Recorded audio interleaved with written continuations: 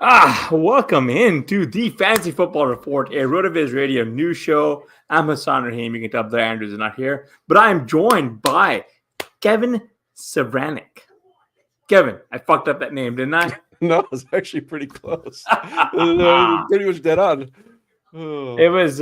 It's because I don't really like reading last names because I start pronouncing the whole word out. Do we hit this with the parental tag? Probably.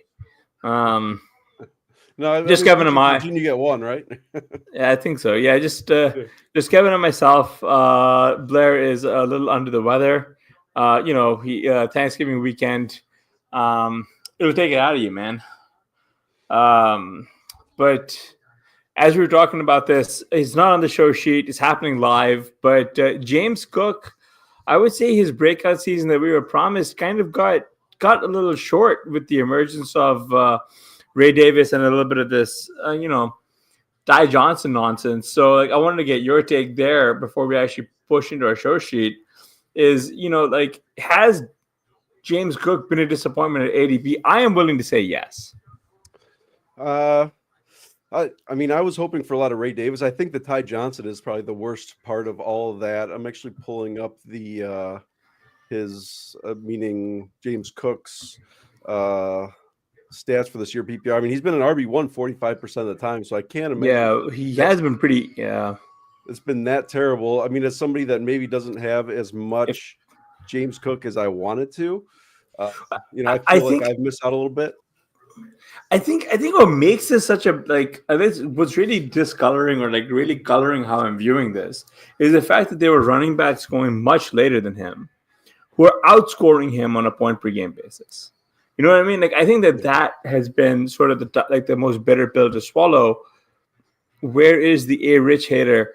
As joking in the chat, the A Rich hater has been burned to a crisp after that last minute dub from A Rich. Although I will say, A Rich, if you do want to actually capitalize on that, I think his completions prop was 14.5 today. He comfortably sailed under that. So I think if you really do want to put your money where your mouth is, you should be fading his passing completions. I did that day, and I had a little bit of a profit, but that was, but I missed out on the AJ Brown over 5.5 catches. So no harm, no foul. Yeah. So the A Rich hater is sick. I think he's sick to his stomach because the Colts won, and he's also sick because one of his kids managed to give him a bug that he thought he'd avoided. Yeah, but back to it. I think really what's coloring my view on James Cook, and just as I say that, I think is that James Cook right into the end zone. That might have actually been James Cook scoring a touchdown. Yeah, right, James Cook. James Cook just broke off a. It's like a 65-yarder. 65-yard score. Just as I was about to go into my tired tribe about why he's been so disappointing. You guys are watching me see this live. But you know what? I'm just gonna keep rolling with it, right? I think really what's been. Man, this is tough because he just Joe King says he is facing him in the FFPC playoffs. Ask him anything.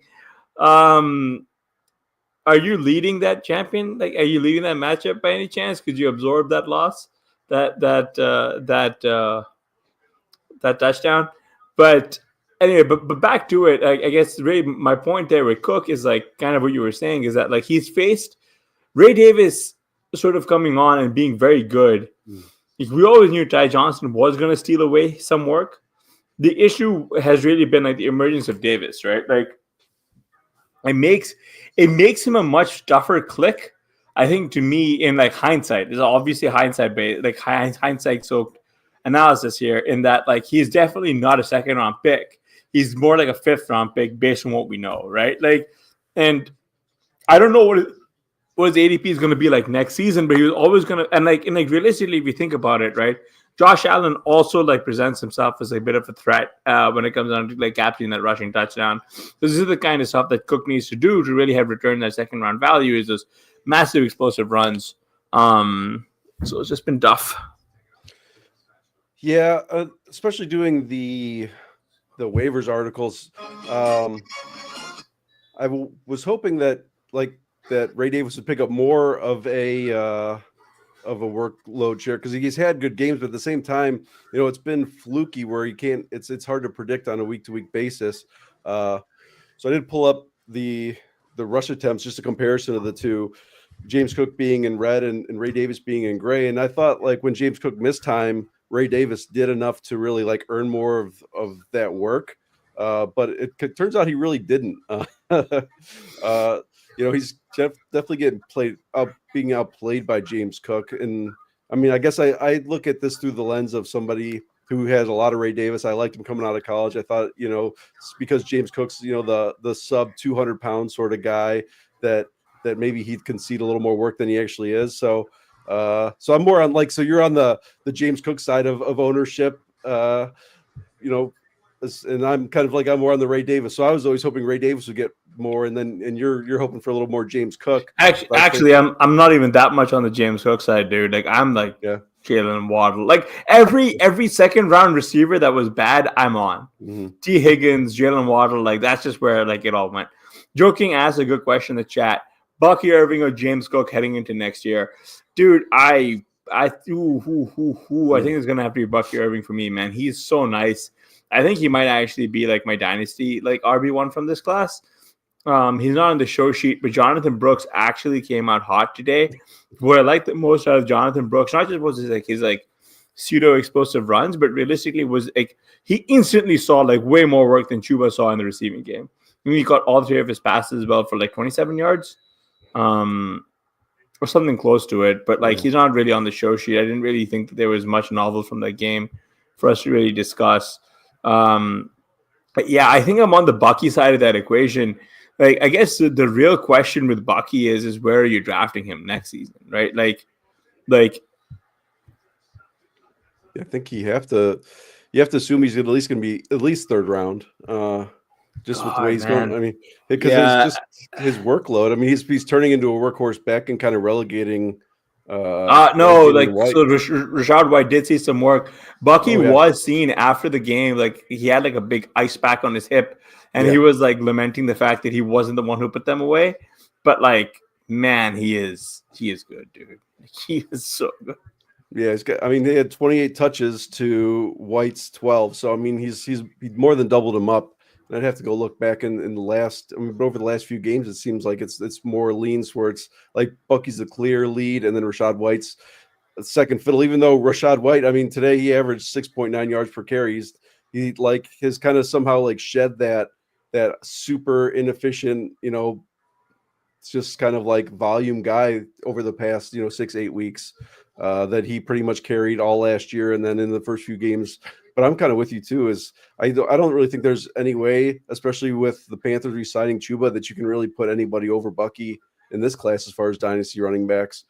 I just I just can't really see it. The one Jonathan Brooks had that 18-yard catch right at the beginning, just that swing pass they threw, and he juked a couple of defenders and stuff.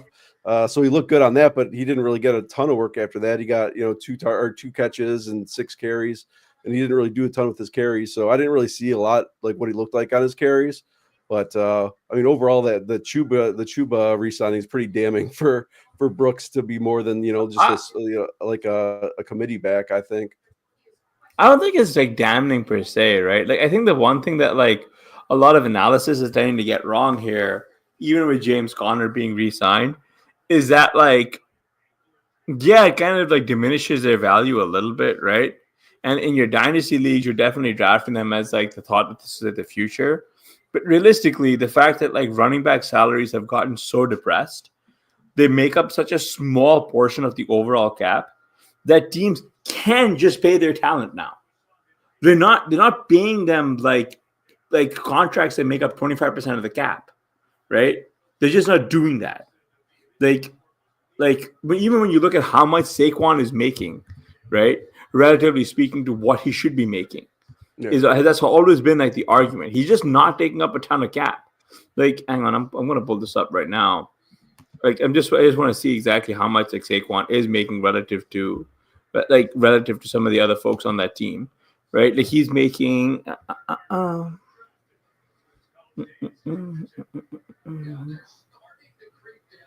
Sorry, this is like really bad radio right here. I think it should But be like we're 13 to 14 million, I want to say. what guaranteed? I'm not sure, guaranteed. So I'm pretty sure it was like 13, 14 million over.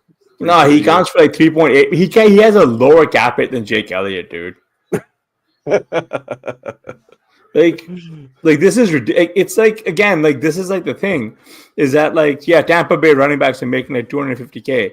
There's like no like years of running backs don't matter. Don't pay your running backs. All that has just led to this end outcome where now all you have to do is be willing to pay a little bit more than the other guy, and you get a guy who's supremely significantly better than somebody else, right? Like this is 100% a you played yourself sort of moment for the Giants, right? Like and for the frankly for the rest of the league, right? Like these running backs, you're not paying a lot, right? Like Kenny Pickett is making like $2 million this year, and Saquon's making like 3.8, right? And Kenny Pickett gives you like nothing, right? Like even if Hurts was to get hurt, Kenny Pickett is not giving you the same level of production, right? It probably gives you Like, negative value. Yeah, negative wins over negative value, sure, right? Like, would you rather pay Saquon like $4 million, or would you rather pay like Jahan Dotson $1.5 million, which is what's happening right now? Yeah, right. Like this isn't like difficult, right? Like Saquon accounts for like 1.5% of their cap, right? Like that, it's nothing. Right? Like these are not like backbreaking, contract breaking, like backbreaking. Like he accounts for less of the cap again than Jake Elliott, right? Like it's just not difficult at that point, right? Like so I just don't. So to go back to Swift makes $8 million a year, right? So to go back to what I'm saying about like Chuba and all the other guys is that like these teams can afford to absorb the cap hit because they have so much just free cap space and they just need to spend to hit the apron for next year, right? Like there's no worry about this. Like they can just work around it. Singletary makes $5.5 million. This is ridiculous, right? Like, so I mean, so it is what it is. Like the Eagles were able to obviously cleverly structure it. So like they've got like a $28.5 million or whatever it is, but they never ever like pay out the full amount anyway because it's all to do with like incentives and stuff. But like, and like $24.5 million for Saquon Barkley, right? Like that's his like dead cap hit today, right? And I'm looking at like the dead cap for like some of these other guys. Just look at Aaron Rodgers for next year. What the Jets are going to be paying with all the garbage that's gone on with him, where he offers big dog is $8 million. Nothing. Yeah, Aaron Rodgers is really putting the dead cap hit, huh? God, you want to? We can jump into that. Let's do that because I've got a bone to pick with him. Garrett Wilson caught 5 or 10 targets for 41 yards in the Jets' Week 13 loss to the Seahawks. It's a weak stat line that actually genuinely could have looked a lot better with improved quarterback play. Rodgers underthrew a potential 84-yard GW touchdown from the Jets' second play from the scrimmage, and then he also missed him from a wide open score in the second quarter. Rodgers then threw a 92-yard pick six the following play, right? Essentially now, like Garrett Wilson is now facing increased target pressure from Devontae Adams, right? Wilson is basically turned into like a boom bust, like wide receiver 3 this year, right? Yeah, I mean, he was sitting at wide receiver 2 just a couple of weeks ago, which is wild, but it literally, he's just all over the place. I mean, the Jets, Rodgers not in the NFL next year, right?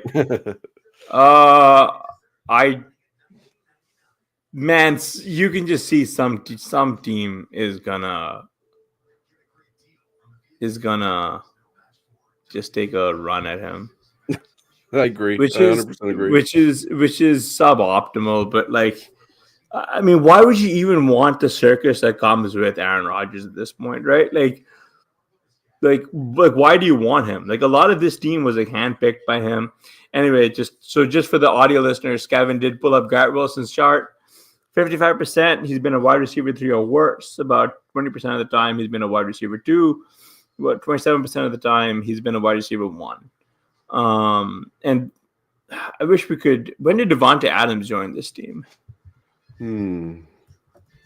don't know off the top of my head. But I said he did at the trade deadline, right? So like that's like right around October 15th. So that would be about right around the New England game, I think. Yeah, because I know that Wilson did go off, and I want to say against Houston was his second game with Devontae Adams, and everybody said, "Oh, Devontae's going to come and just kind of him and Rodgers are going to have their secret plays or have this connection." And then Wilson went off for 30 points, and after that week, he was the wide receiver too. But since then, he's kind of come back to earth with all the garbage that goes on there in New York. So I don't even know if I honestly don't know how much Rodgers even cares or trying at this point, because I mean it's widespread. It's common knowledge at this point that the Jets don't want him there next year. The season's in the tank. I don't really know. It's one of those things. Obviously, I've never been in an NFL locker room, so I don't know how that goes. The whole not caring thing, but literally, it's a lost season, and what are they playing for at this point? So it's kind of hard to trust a team that's in that mental state of hey, we're just going to go out there, we're going to make our money, and we're going to go home, and that's that. Yeah, I don't know, man. It's kind of disappointing because Garrett Wilson has sort of been an anchor on people's teams, which is a bit of a it's difficult because you can see that the narrative with A-Rod was the team is close. Turns out they're worse. Yeah, Joe King, that is very, very true. I always thought, and I think I've said this a bunch of times, it bears repeating, pushing your chips in with a 40-year-old quarterback for as much as they paid for him was such a boneheaded move that it was truly franchise crippling, right? They didn't even think about trying to offer that plus a little bit more for Lamar. Now maybe there was probably an unspoken rule that Lamar was always going to be a Raven, but them, the Falcons, and speaking of, we do have Kirk Cousins coming up on the show sheet, so you might as well switch over there. But the Jets are so genuinely dysfunctional that they've made Breece Hall look awful, right? Breece Hall was in conversation for the 101 this season. Next year, I don't know where he's going to be, right? B-Rob, I think Reeves convinced me on the ship chasing stream on Thanksgiving night that look, there is a case for Brian Robinson. I mean, for Bijan as your 101 next year. And I was because to me it was Achan. I was thinking Achan's probably a 101, right? And then he said Bijan, and I was he's right, because you can't just write him off. And now you're seeing some of that explosiveness from Bijan, and Breece, you're not seeing. In fact, he's going the other way. He's losing work to Braylon Allen and now Isaiah Davis. Yeah. I mean, I still feel his potential is still going to anchor him in the top 3-4 rounds, just because we know what he is. Third round Breece, third round Breece, I'm here for, man. Yeah, but the other issue is that we need to see who's going to declare from this running back class and where they land, because there's a lot of actual genuine talent coming from this class. And man, this is going to sound so stupid after the year that we've had, but it feels the actual genuine snapback is going to be back towards zero RB for me, just more naturally, just because running wide receiver is still fairly thin. It feels you're going to want to really figure that part out, and then you can still get good running backs later. Because I mean, we did it this year, right? We're gonna we know how to do that a little bit, but no running back. I guess Saquon has really been the mile away difference maker, but no other running back has really given you that. What you really needed was to figure out how to hit those mid-round running backs, and also where you were what you were dealing with tight end. Right? If you landed on Dalton Kincaid as your mid-round tight end, a lot of your teams are dead, right? Whether you like it or not. Yeah, absolutely. But speaking of washed quarterbacks, Kirk Cousins completed 24 of 39 passes for 245 yards, no touchdowns, and a 4 interceptions to the Falcons' 17-13 Week 13 loss to the Chargers. I mean, Cousins is no stranger to just play like this, but this is like ostensibly his worst start of his career, right? He had a 61-yard third quarter pick six where he showed the arm strength of a high schooler. The worst though that he had, the worst int was like 5 minutes later. Like he had the same arm strength as you would when you're trying to throw your socks in the hamper. That was very much what he was doing. He also somehow miraculously targeted. He actually, instead of throwing it to a falcon, he somehow threw a laser accuracy in between like 4 or 5 Chargers defenders. None of those ended the game, but like Derwin James ran Drake London's route, picked him off, and that was that, right? Like, that was the end. Like, I really, really think that Cousins, if he continues, I want to get your take, Kevin. Like, if Cousins continues to struggle like this, is it Michael Penix time? Well, I know they're still in it because the NFC South is so bad, but I mean, it should be like Cousins is Cousins. He's for somebody who doesn't stray like far away from missionary position probably ever. Like, he seems like a guy who like is like more of like a gunslinger, a risk taker sort of guy that you kind of would expect just from his persona. But like, it's always this up and down stuff. So anybody that thinks that Kirk Cousins is anything like a stable quarterback just because of like who he is, like in his real life, is kind of mistaken, because that's kind of how I always like felt he should be as a quarterback. But he's always this like up and down guy that'll get you these 30-point weeks, but then come out and throw up stinkers like this. So, but I mean, like, they're far and few in between this year, man. Yeah. Oh yeah. So. And like the thing is this team did go out and spend a first-round pick on Penix, and Penix actually has been throwing. Like, I don't know, like this is like pure eye test. We haven't seen him for an extended period, but he's throwing with zip, unlike Kirk. Yeah, and I think right? I still think that they're going to stick with Kirk until they're out of the playoff race. Because as of right now, I mean, they're right there with the Buccaneers. So they're still in it just because basically everybody else in that division is terrible. So I think it's for better or worse, I think they're going to ride with Kirk, even though, I mean, obviously it might not be the right decision, but it just seems like that's just kind of how the NFL rolls. So, I mean, it is what it is. Kirk Cousins is definitely one of those better and best ball guys, but I mean, I don't know what they're going to do this offseason. I don't know if they have any sort of opt-out clause, because obviously he hasn't really been the guy that they paid for, and like they paid a lot for him, man. They paid a lot for him. And then to your point, I don't think they can get out of that contract, though. If I'm being honest with you, I think it's one where they're just gonna have to eat it. Yeah, and even to your point, though, it just goes all the way back to this, like, what are they doing when they drafted Penix, top 10 this offseason? So that they want to get him in there. I don't know if it's maybe they're trying to be Packers South or something, where they're like, oh, we're going to draft this guy and groom him for a couple of years behind the starter. But I mean, they're not the Packers. So in his age 37 season, 2 years removed from an Achilles tear, he is going to have a $40 million cap hit if he is cut. Playing like he's going to count. Next year he's counting for 15% of the salary cap, right? Yeah. So, I mean, there's rocking a hard place at this point, for a team that's trying to. Well, like, they also really shouldn't have done that if they knew they were going to be drafting a first-round quarterback. Because you're going to have to start paying some guys too, like they're not absolutely. You're not going to believe this, but Kyle Pitts is like their 5th highest player, or counts the highest against their like cap. That's not that surprising. Top 4 pick. Well, they're also doing the whole thing with Kyle Pitts, which is like, he only played 40% of the snaps, and we don't know. We just don't know. And it's like, guys, like, it's not like he's a rookie tight end at this point. Like, he's been in the league for quite some time. Yeah. And like, if you're just reducing his role, like, is he just bad at football? Yeah. Right? You can't, like, you're like the head coach. You can't just say you don't know where he is. I'll be really interested to see if they pick up this 5th-year option this summer. Because I mean, with how they're using him, I mean, why would they? Yeah.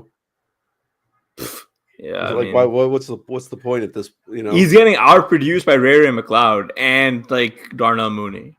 Yeah. Like, what does he bring you? The Nothing. He ability to can't block. block Yeah. downfield. Yeah. Does he But you even can't. do that? Does he even really bring I, you the ability to block downfield? I know he's one of the worst inline blockers in the league as far as tight ends go. So So I he's can't like imagine. he's like an athletic freak that can't block, right? Like Yeah, that's really that's it. like, what? Just picked in the top four. Yeah. Yeah. Um, man, what? But yeah, it's just peculiar. That whole between those two teams in the NFC South, the Falcons and the Saints, and even the Panthers on top of it. It's just like sometimes I feel like people that are just sitting here talking on the internet could probably run a team better than some of these teams because it's like, Hey, what are you hey, hey! doing? The Panthers did hire a guy who used to sit around talking on the internet. Eric Eager is a director of analytics, I believe. Oh, really? Well, I just know that Oh, they hired Dan Morgan from within after they fired their other GM who was terrible, and he kind of is doing the same thing. So, like, I don't know. I don't uh, think they got it. So, so I mean, look, the NFL is hard, man. It's not easy. I can tell you right now with the Panthers, like trying to work with a guy as demanding and like as with high expectations as David Tepper must be difficult. yeah. But Bryce Young is, I mean, he's not on the short sheet, but he's doing the damn Undertaker coffin meme right now. Panthers look like a real team recently. Yeah, I don't know what Mhm. happened. I don't understand. Like, AR-15 sat for a couple of games behind Flacco, came back, looks okay. Bryce Young sat for a couple of games behind Andy Dalton, looks like things are working out. I don't know. All right, we've talked about like a couple of like quarterbacks going the wrong way, and I want to talk about another guy who's going to be starting for some time. Mac Jones, who completed 20 or 32 passes for 235 yards and 2 touchdowns in Jacksonville's 23-20 week 13 loss to the Texans. Those are the first two Jacksonville touchdowns since the second drive of the Vikings game in week 11. There was a lot of meat left in the bone today, unfortunately, against Houston. Jones actually did miss Brian Thomas Jr. In this early in the second half. That would have been an easy touchdown, as well as in Oprah Park of Washington. Right.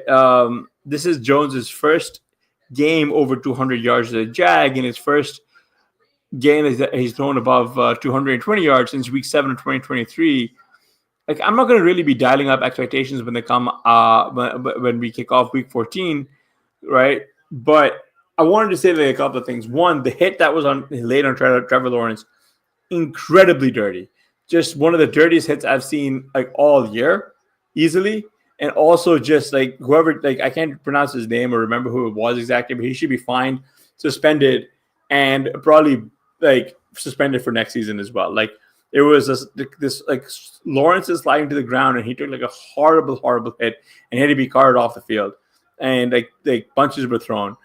Second, I think it's going to be Mac Jones starting for the foreseeable future, probably for a few. I mean, honestly, given that like T-Law is suffering and playing through a grade 3 sprain, they might as well just shut him down for the season. It's like a lost year anyway for them. So I wanted to get your take, Kevin. Like, what are our expectations here for the Jaguars offense? Are you comfortable like dialing up Brian Thomas and Evan Ingram and everybody else in your lineups? Oof, that's rough. Brian Thomas, yeah, probably. I mean, Parker Washington was the one who led the team in targets. He actually had his first 100-yard game. So I don't know if that's one of the things of like two guys that are generally backups, kind of already having a connection and kind of riding on that. Because Parker Washington actually was somebody who I thought was kind of interesting coming out last year. So it's kind of cool to see him do well, but not at the expense of any of the other players. So I would be cool. I mean, I think at this point, I really think Brian Thomas Jr. is like, he's one of my favorite players, Oh pretty much yeah. across the NFL. So I think he's proven that he deserves to continue to be slotted into lineups. Evan Ingram, I mean, he had 9 targets today as well. Like, I think you got to play him because for the most part, you probably don't have anybody better at this point. Yeah. But I mean, you don't Hey, feel great about it. I think you can probably play. The guy who I think you can probably slot in there would be Zach Ertz. Yeah. I was just pulling up I want to pull up Jacksonville's passing matchups going forward. Just kind of take a look at over the next few weeks. I mean, if we look at this, so this is Jacksonville's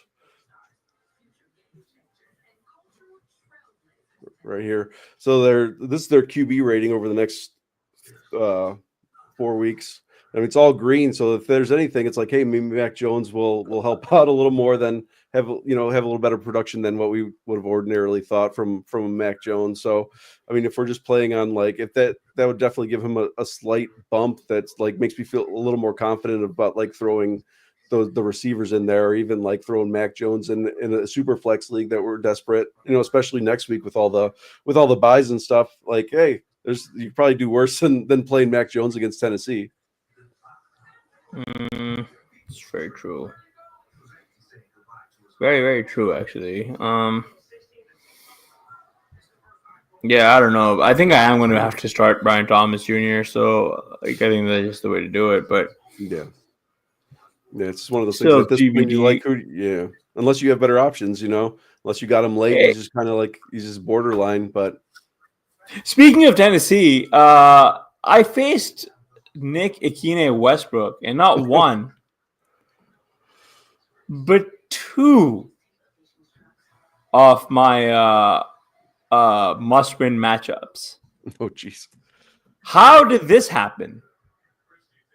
Like, when did Nick Ikine Westbrook just become like the start guy? He's got like 18 balls, and I think 8 of them have been for touchdowns this year. yeah, I mean he's come on. How does he come on? He barely get. All he does is score touchdowns. Like, this is like the most luck box. Maybe I'm just bitter, man. No, I don't know. I mean, he's not. Usually, anytime that I see a touchdown there, I'm hoping that it's anybody but Nick Ikine Westbrook, because obviously who's drafting him this year? I mean, I'm sure some people were, at last round picks in best ball, but at the same time, man. Yeah, it's like Joe King just said it's Westbrook Ikine. That's how little I know about this guy. I couldn't even pronounce his name. Oh, yeah. So I've been pronouncing NIW, so it's actually NWI. This is the guy who has like put me in a coffin today. That's the kind of season it's been. Oh, yeah. Yeah, say I mean, it's pretty much, it must have been, as soon as DeAndre Hopkins left, there's like I said, who else we got? But they have Calvin Ridley. Yeah. I mean, on top of that, yeah, obviously probably all the defensive attention. They have Calvin Ridley, Westbrook Ikine, and Tyler Boyd. And then Okonkwo seems like he's doing something every once in a while too. But I mean, it's the Titans. What are we going to do at this point? 2024, 17 receptions, 6 touchdowns. That's right. Go, someone figure it out. The mind boggles, man. The mind boggles. Anyway, this isn't about me and losing must-win matchups. This is about Lad McConkey. He got 9 of 12 targets, with 117 yards in the Chargers' Week 13 win over the Falcons. He came in nursing a shoulder injury, but he set a new season high for receptions by half. He entered the break with 8 catches for 105 yards. All he had to do after that was just catch the one, Kirk Cousins did a good job destroying the Falcons all on his own. He did play like McConkey did injure his shoulder. He sort of stayed in the game. He was never formally announced as injured, but it's something to monitor after the game goes. Right, like he looks like a legitimate number 1 wide receiver, right? Mm-hmm. And they head into against the Chiefs. So my question for you is kind of twofold, right? Like, where are we like drafting him next season? And also, where are you like ranking him in Ferris says Bucky Irving superstar, and Joe King says Lad is a man. That's right. All right. So where are we taking him next season? Assuming the Chargers aren't going to draft a wide receiver, or they will. And then also, like, where do you rank him now in like Dynasty? So next year, I'm assuming.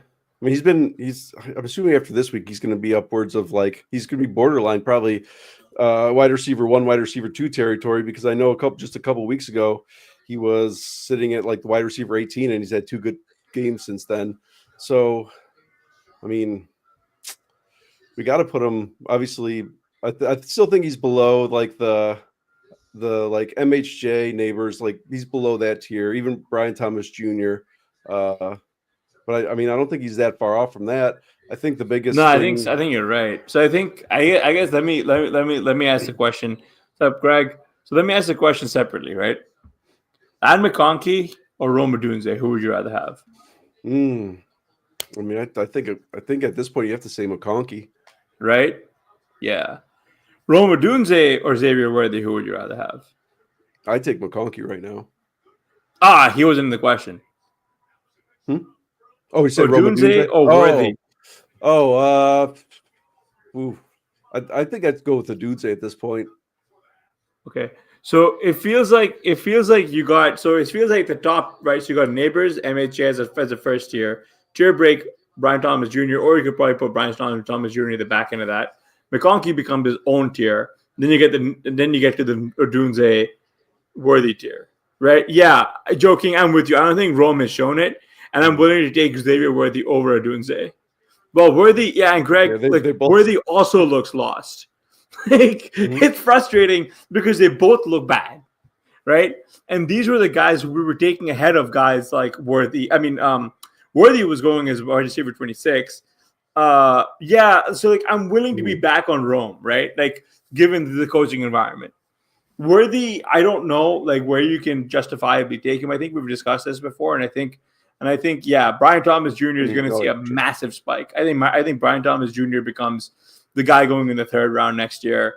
McConkey, like Odunze is going to be fine, says Yeah. Faris. I'm with you guys. Like, look, like it's more a question of where do you like where are you taking them next season, right? Yeah, like Yeah. I'm just getting PTSD with like the amount of Worthy I've got, like the amount of like I don't have enough Brian Thomas. So I was taking Rome. Like I need to the like yeah like we're like it's more a question of what we're doing next season. I think it's just like it's not so much as like and also like what their like dynasty value would be, right? Because like I think these guys are all clearly ahead of the running backs at this point, right? Yeah. And so now it's like a question of how are you ranking them and like where would you like adjust their values, right? Because like Brian Thomas was still a first rounder, but he was a very late first rounder. Talk about like the rich getting richer at that end. Same with McConkey, he was also a late first rounder. Mhm. Um, and so uh, Yeah. it's just a question. And like, the issue with like Rome is that like I wish he wasn't getting like like having a fat Keenan run circles around him. But he at least has gotten volume and shown like some sort of connection with Caleb, where like Xavier Worthy has shown no connection whatsoever with Patrick Mahomes. Like they seem like they're, Hey, not that's not true. Worthy has shown that he's got the ability to be in the same zip code as where the ball is supposed to be going. the same side of the field. He just the ball is going to be there somewhere. Yeah. Will he run it? Will he catch it? That's a whole different question, Yeah. right? Yeah. I Um, guess one of the things, so like I'm thinking just, I mean, not obviously not just about the rookies, but like with Ladd in his stable situation, I mean, I'm almost thinking like Ladd, like Garrett Wilson sort of territory. Garrett Wilson's trending down, Ladd's trending up. Like I almost think that they're like in the same sort of ballpark as far as dynasty value goes. Going forward. I mean, Ladd's looked good, man. He's looked really, really good. He obviously has a connection with Herbert. Neither of them are going anywhere. Where Wilson's situation, like Wilson has looked good at times, but at yeah, other times, like, and I don't even know if their talent, like, this might be hot takey, but I don't even know if Ladd and Garrett Wilson's talent is like that much, that far off from each other. I So, think that's a little hot takey, but I think they're good at different things. Like, but like I know where you're trying to go with it, and I'm with you. I think I'd still be in on Lad, even if the Chargers go out and actually draft a wide receiver, hmm. right? Yeah, like I actually think Herbert is good at football. Hmm. Like Oh, I think Herbert is good at football, and like that's like it's so stupid to say it out loud, but it feels like a hot take given that he was what QB 20, yeah. QB I mean, 20, QB 21. Like he yeah. was like the last real quarterback you could pick, and they were going like after Cousins and all these other guys, right? Like so you're just like just take Herbert. Yeah. But I mean, They don't. But it was looking like that was the right call at the beginning of the year because he was literally just trash to start the year while they were figuring it out, and while his foot, when he had that foot and ankle sort of stuff going on. But I mean, he's been like coming on super hot lately, and I mean they have seen an uptick in volume as well. So I mean, Yeah, because they're he, actually being yeah, forced to throw now, right? Like, yeah, and I think he's that, been efficient too, which is awesome. Where he wasn't efficient the last few years, it was all volume. yeah, that's the majesty of this Harbaugh offense, right? Mm-hmm. Man, I am excited to see what McConkey is going to be doing going forward. Now, again, like, and the reason why I'm not too worried. Yeah, Lad greater than every wide receiver besides Zach McClellan. That's right, Varys. We haven't had a chance to really. Is it too soon to victory lap elite tight end? Says Greg. The thesis was grab any top 8 or Laporta due to price and then Bowers. And if you did that with Kittle or McBride, you're sitting pretty. Yeah, I was. We haven't really discussed the Taysom injury because I was about to come to it on the next one. This is probably a good chance. But before we do this with elite tight end, we kind of lucked out a little bit. I think with Bowers.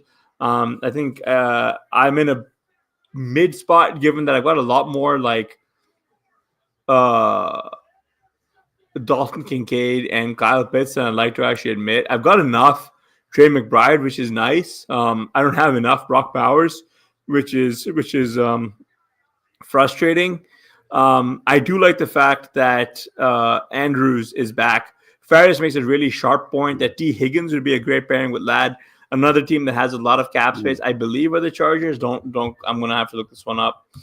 While I'm looking that one up, team cap space.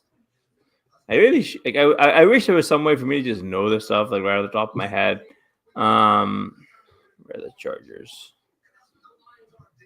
Yeah, I think Joe King says his Laporta McBride Andrews team advanced in FFPC.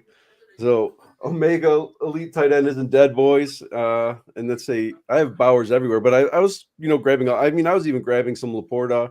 I mean, my highest ownership were McBride and Bowers, and then I started getting more on Kittle late, but I don't know. Yeah, I I mean, think I think the Chargers might actually be able to make a run here for Higgins. They might actually have enough. But yeah, no. So like the good thing with Andrews is like we talked about a few weeks ago. It was all about the efficiency, baby, and now he's back. He's truly back. It's nice to see. But we should talk about this Taysom injury and what it means. But realistically, it's just I don't know, man. Alvin Kamara is set up for an absolute smash run out now. And he's been smashing off late, right? Alvin Kamara rushed 23 times for 112 yards in the Saints' Week 13 loss to the Rams. He also had 4 catches for 7 yards. Although the Saints only scored 14 points, Kamara just continues to be this workhorse for fantasy, right? Like he had this like long, like a high volume rushing day, will continue to work at his workhorse role, even with Jamal Williams back. And even if like Andre Miller stays a little bit of time, this unfortunate for Taysom Hill. I think he's out for the season with a really gruesome injury that carted him away. But like I think Kamara is just set to be an absolute smash as we end up the season, and like he is going to feast on the Giants next week. So I wanted to get your take here, Kevin. This is sort of like dual in that where are we taking Kamara next season? Just given that we know that. Oof. I mean, I don't know where I'll be taking him, but I mean, he's going to land right in that dead zone stuff, right in that dead zone area. I don't think that. I mean, do you feel like he's going to come all the way up to like round 2? I just can't. I don't think he's going to go that high, but he will definitely go in the dead zone. Yeah. I think we're going to be making a real like. There's going to be a real decision point on him, and if he goes like any later, right, like 5 or 6, you could potentially like actually take him as your RB1 on your RB teams, right? Yeah. Well, that'd be the hope. I mean, that's kind of how but like the thing is, I don't know if I want to like invest in him next season. Yeah. I mean, it doesn't seem like it's gonna be much different than. I mean, they might just blow it up completely this off season. Finally, it seems like it's been on the brink for over a decade, ever since like Drew Brees was around, and they keep pushing money back. I mean, keep kicking the can down the road. I don't know how much longer they can keep doing it, but I mean, they've done it long enough that I mean, it's not to say that they're not going to keep doing it, but I mean, like him and Olave might be the only game in town next year. So, I mean, he's signed through however long they say that they want him to retire a Saint. So, I mean, they might just keep giving him like all this volume that we've seen over the last few years, even without, I mean, I guess he's picking up some more efficiency this year, but I mean, he's one of those things like this year. I think it's kind of the same hypothesis as this year is like when I saw him fall, I didn't want to completely 100% fade him, but I wasn't taking him at ADP, which obviously is a mistake looking back on it with the way he's played. But I think it's going to kind of be the same thing next year where it's like, oh, well, he's got this role and I'll take him if he falls, but I probably am not going to want to take him as high as everybody else is willing to take him. Yeah, So, like, folks, like Joking says that folks won't let Kamara fall again next year, likely top 4 rounds. At that point, I'm just completely out, guys. Yeah. Like I said, you said if he could be like my 0 RB1, then yeah, I'm in. But that's also kind of like the same way that it was this year with a lot more uncertainty about exactly what was going to happen there. So I'm kind of with Joe. I think he's like firmly dead zone. And then at that point, obviously, like you said, I'm probably out on that. That's good. Okay, so here's another running back who's probably firmly dead zone. Najee Harris rushed 16 times for 75 yards and a score in Week 13 over the Bengals. He also had 54 receiving yards and 6 catches. He was a huge part of the Steelers' game plan today. Gained 53 of the team's first 60 yards. He also sort of, was starting to run. He had to catch a pass, sort of had to get oxygen. He would miss the next drive, but it's kind of unclear if he's dealing with an illness or fatigue or what, right? But like while he was on the field, Harris looked like an absolute freak, breaking tackles, running hard, looked good out of the backfield as the Steelers prioritized quick passes, right? And Jaylen Warren was like all but like shelved. So I wanted to get your take on this. Like, do you think this is like for real? Like this like lack of Jaylen Warren usage, or what is like, and like what are we doing with him next season? I don't know if it's necessarily for real because I know that over the last few weeks before today that Warren was kind of creeping in and stealing more of the workload. But I mean, that Bengals defense is just so terrible. I mean, like the first half of the game, neither team really seemed like they could stop the other team's offense. But then the Pittsburgh picked it up in the second half, where the Bengals are just so bad that like it's hard to really. I have a hard time, believing anything that's kind of happening, while they're playing defense. So I think they're just a defense to target. And I mean, next year he's firmly, dead zone guy. Something that like you just talked. This Ferris came and asked about like next year people being scared to go 0 RB because of how the vet running back showed up this year. And I mean that's kind of what I'm hoping because it's just a weird trend that's gone on this year. So I think that it's going to kind of raise up a lot of those prices. And I think Najee's might be one of those guys, but I mean, he's outproduced. Like this feels like the first year where Najee was priced correctly enough that we could draft him, and like I wouldn't, and I'm you wouldn't feel kind of bad, happy, right? Yeah, don't feel bad that like I mean he's doing well, like he's playing well. I think there is something to Arthur Smith, his run games, as much as kind of people like the dog on him, and I mean I'm one of those as well, but like. Yeah, I mean, there's something to it, but who's to say where Najee even plays next year? Because I do believe this is his, last year in Pittsburgh before his contract's up. So who's to say? I mean, if he goes to some other place where he's, in more of a committee that's more used to kind of spreading the ball around, I think his value might actually tank. Because obviously we kind of learned that Najee really is that. No, see, you're more like the insider that would know more about that sort of stuff. You've heard, just more knowing like how that organization operates. But he does seem like he seems like a very Pittsburghy running back that wouldn't be surprised if they bring him back. but at the same time, Tomlin's so weird, dude. Just between us friends here, who everyone who listens to the pod, like a lot of like Thanksgiving table talk from various random casual football fans was that the Steelers should fire Mike Tomlin because they will never win a Super Bowl with him. And it's like they've never had a losing season. Like, what do you want? Yeah. Like what do you want from the guy? Yeah. And I mean, I just pulled up Najee Harris's his FPOE for the year, and like, he had one big spike week, and everything else he's pretty much had. I mean, he not even pretty much. He has had negative FPOE every other game this year. So he's still Najee. Here's a really good question from Greg. Do we owe Arthur Smith an apology for killing him last year and for killing him for playing Jonnu Smith over Kyle Pitts? I am willing to forgive Arthur Smith. I think it's over, man. I think the fantasy community looks like absolute donkeys for like truly backing Kyle Pitts. Myself being one of the kings of the donkeys for like years, correctly fading Kyle Pitts and now sitting with 30% Pitts on a bunch of teams that are stone dead, right?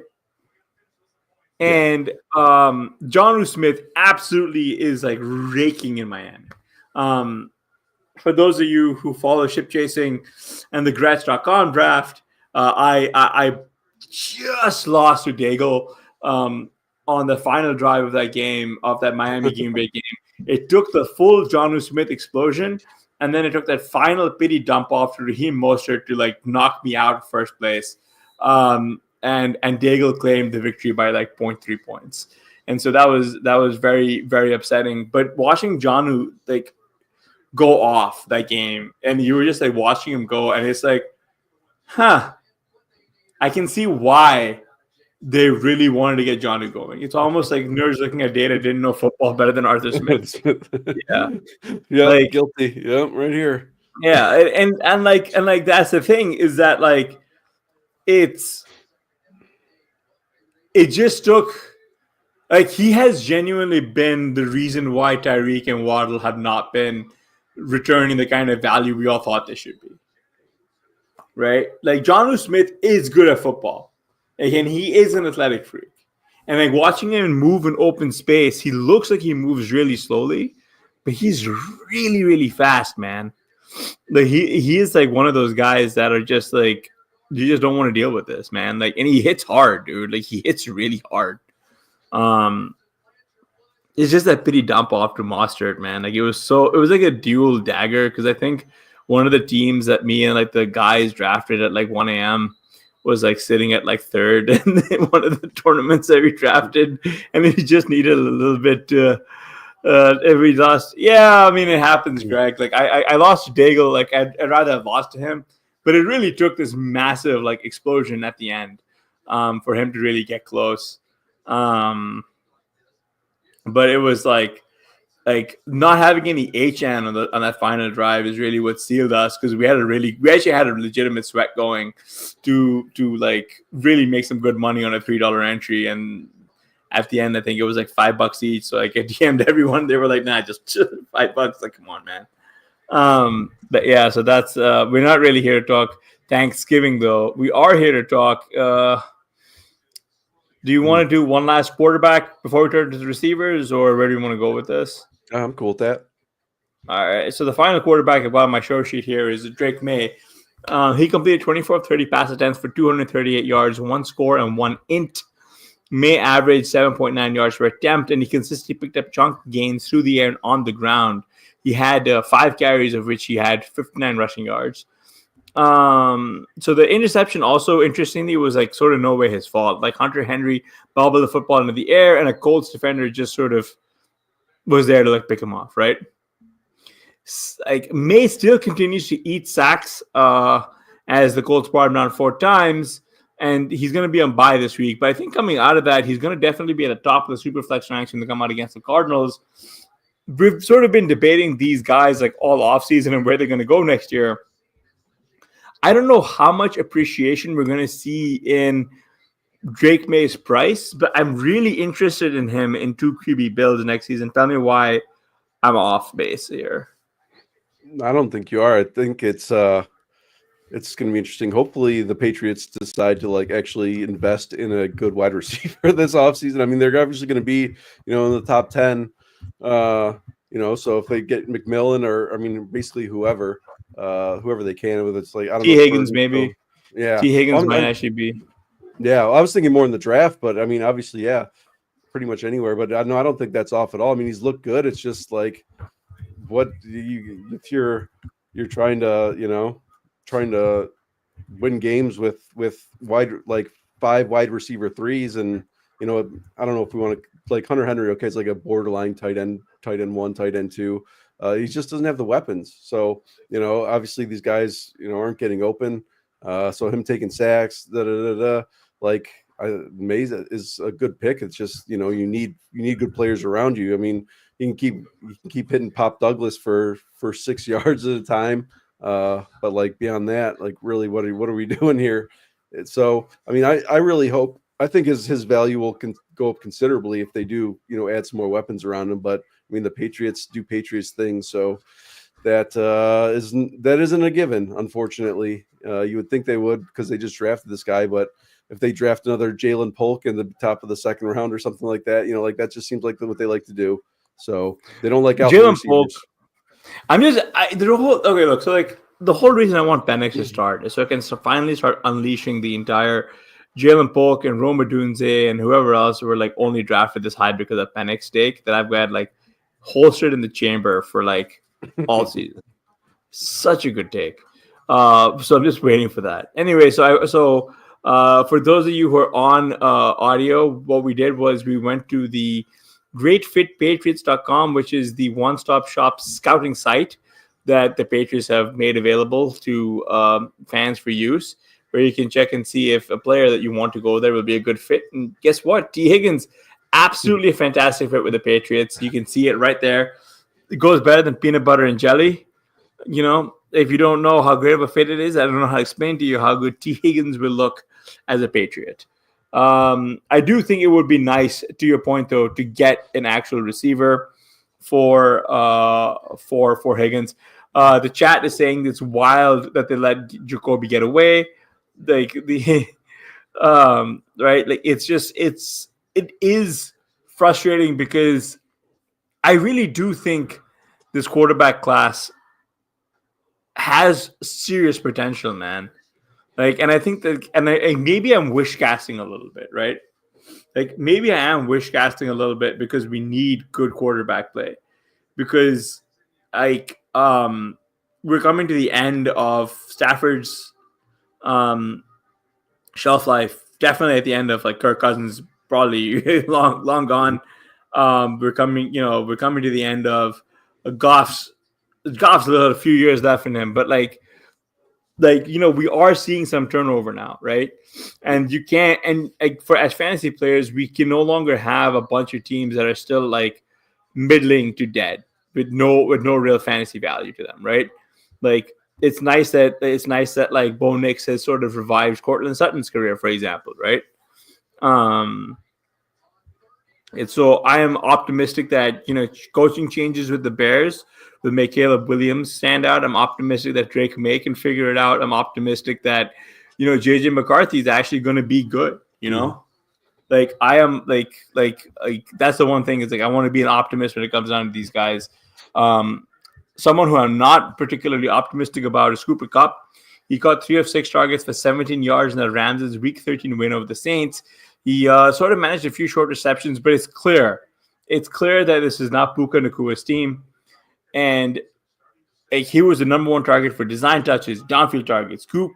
Kupp still gets opportunities for the rest of the season, but I just think that like it's going to be Nakua's team, and it's like kind of sad to watch guys like Demarcus Robinson and Colby Parkinson and just like all these NPCs like stake away and siphon away some of his work, right? Like, where do you think Kupp will rank for the rest of the season, and where are we drafting him next year? I mean, the rest of the season, I think he's still got to be like a wide receiver too, just for the fact that he still gets targets most of the time. He's still able to put up those decent games. Obviously, he didn't have one today. But he's always like right behind Puka. That's not like anybody, not like Demarcus Robinson or anybody like that's going to overtake him as far as his target share. So, and just that Rams the Rams Saints game was kind of ugly. Just seemed like it was kind of like an ugly game all around. So I think you still have to slot Cooper Kupp into your lineups this year.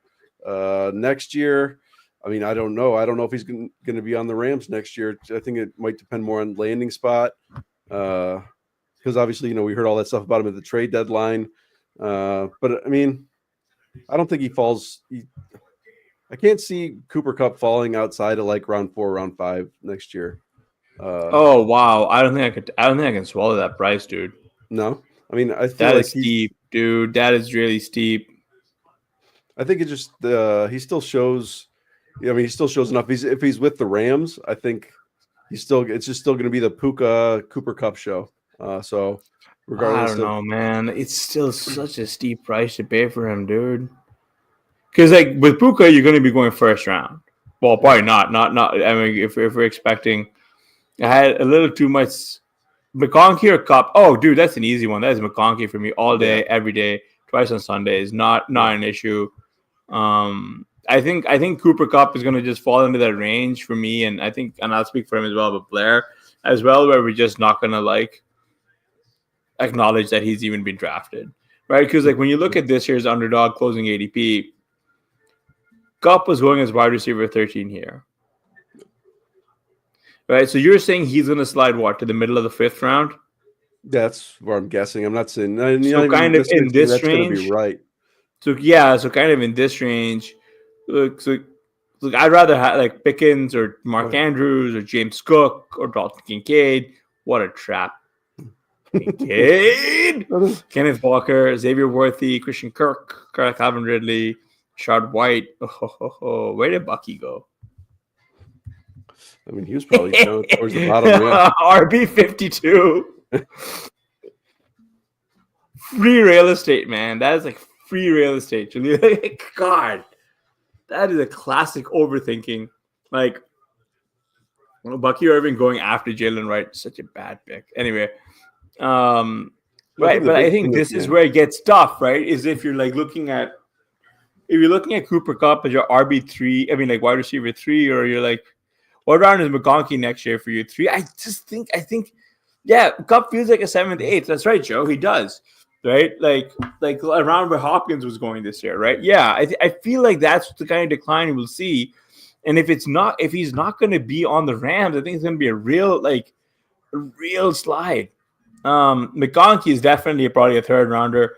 Whether they add, Bucky was at 150 or so. No, he was like pretty low, dude. He was like right at the turn of the 13-14 turn, so much later than the 150.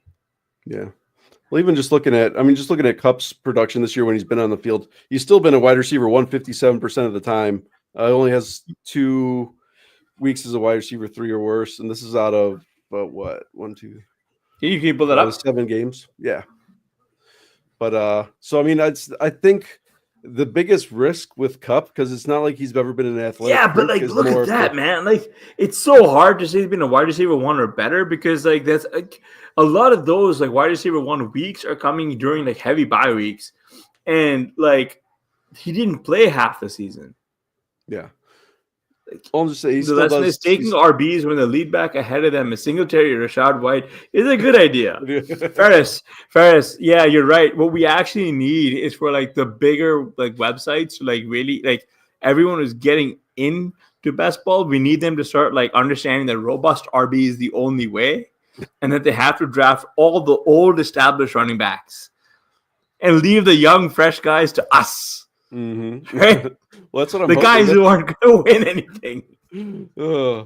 That's when fingers are crossed for next year. Yeah, fingers crossed next year that's exactly how everybody plays. Like I just want to get in a draft, and I want someone to stake like Derrick Henry 101, and I just want to like celebrate, like.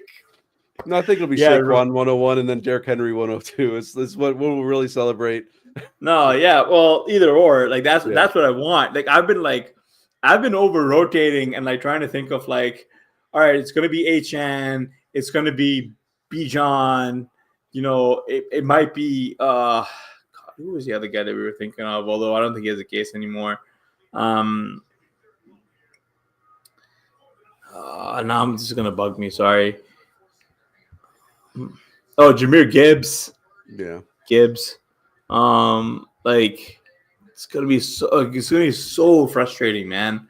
Because like I was like trying to think, but like realistically, you're probably right. It's probably gonna be like Saquon, Derrick Henry, um, and that's that. I think there. Sometimes it's just Occam's razor, right?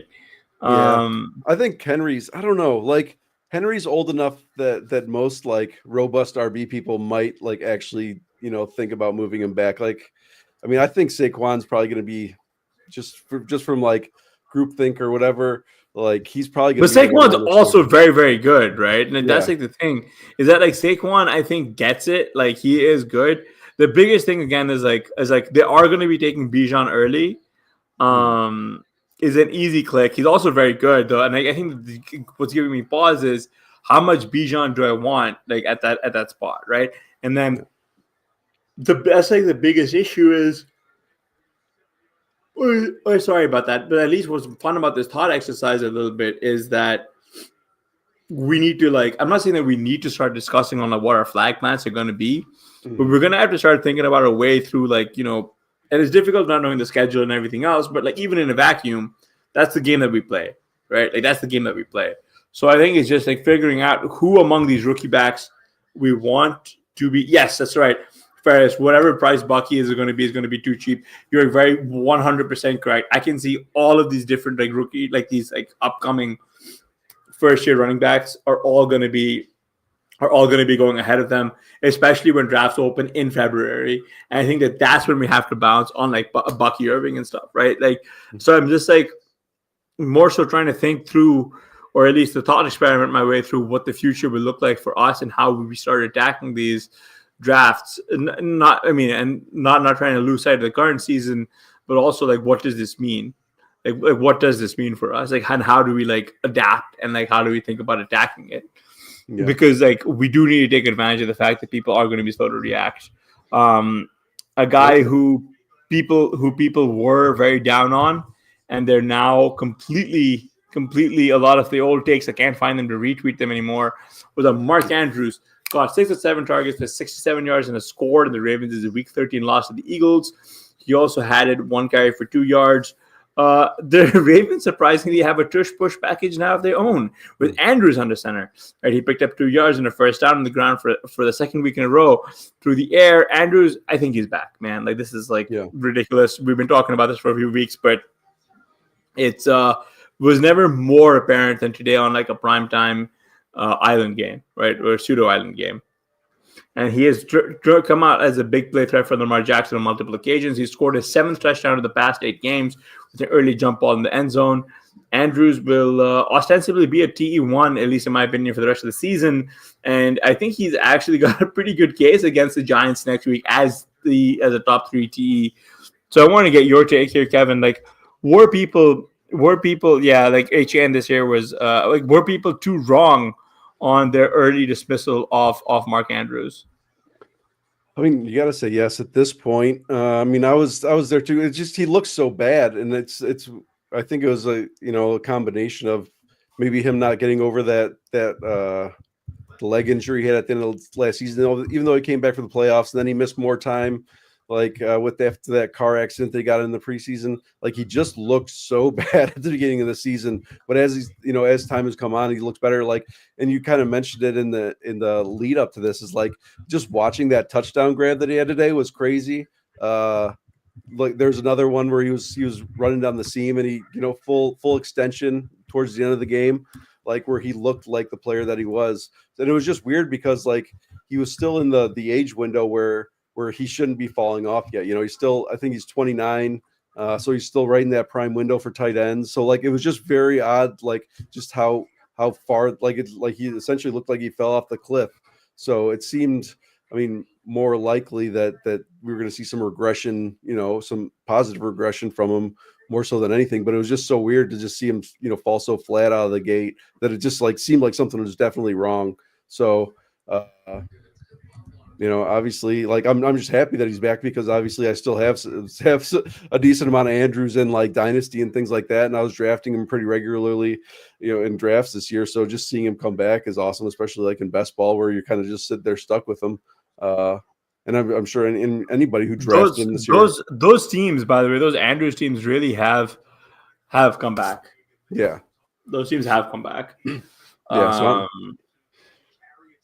so I'm just happy to see him. Honestly, I'm just happy that it literally hasn't continued and he isn't just done for. Can you pull up the TE schedule for Baltimore? I'm really curious about that. Yeah, right, Chio.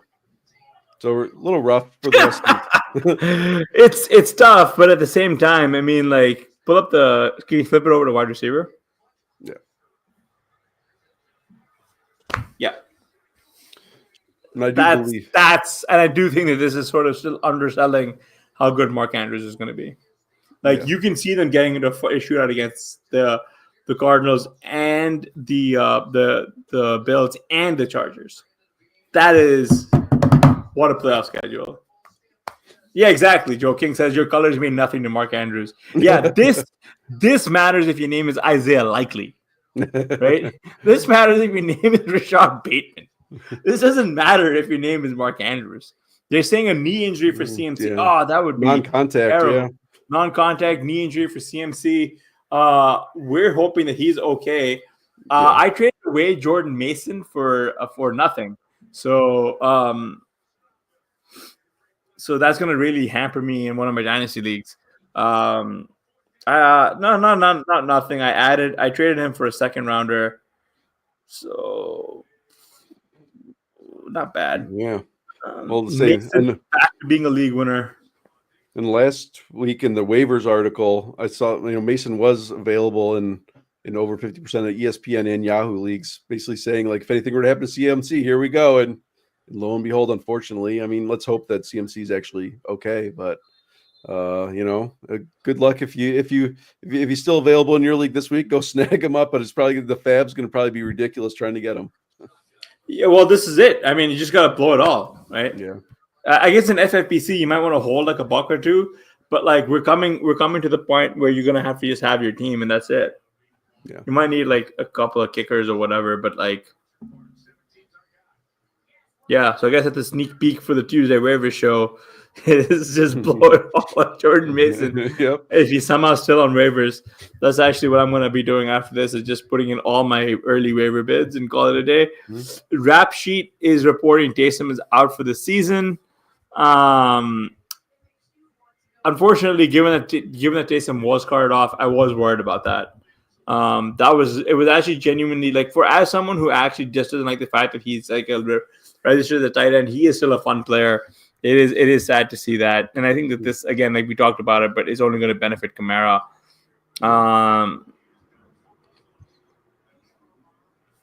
And what should come is absolutely no surprise. Jordan Mason is rostered everywhere.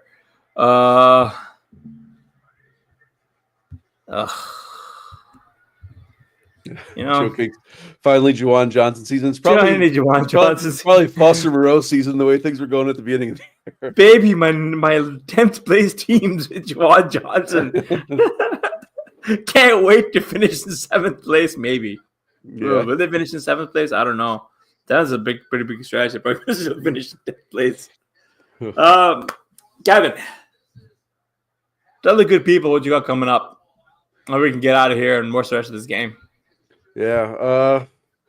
I don't know. Normal articles this week. I got Monday review coming up tomorrow. Just a little preview. Think I'm going to be looking at some short kings.